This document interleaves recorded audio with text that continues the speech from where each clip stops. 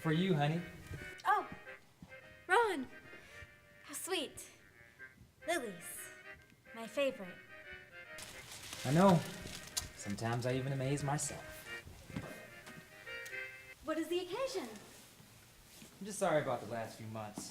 I'm not exactly sure what's going on with you, and I guess I haven't been very helpful with your job and all. Ron, you know how you used to tell me you always dreamed of having two women in our home? What if I were the younger of the two? I don't believe I get your drift. Ron, I want something more than anything I've ever wanted before. I want to bring Mrs. Threadgood into our home. I want her to live here.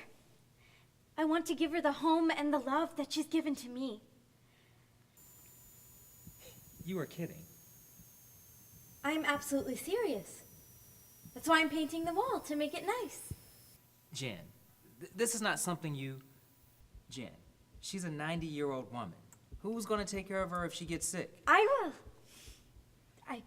I can't leave her in that home. This is not a stray cat or something. She's not even family. She's family to me. Please do this for me. Ron, do this for me. This is absolutely out of the question. Have you told her about this harebrained idea of yours? Not yet. Good. Now let's just pretend this never even came up. I'm earning money now. I'll pay for everything and you won't have to do a thing. It's never gonna happen, so just forget about it.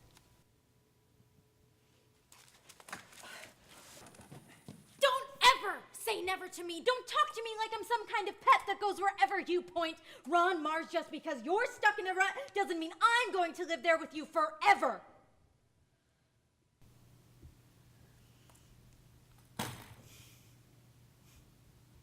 Someone helped me put a mirror in front of my face. And I didn't like what I saw one bit. And you know what I did? I changed. And you better too. Because that someone was Mrs. Threadgood. And she needs my love and care now. And I'm going to give it to her with you or without you.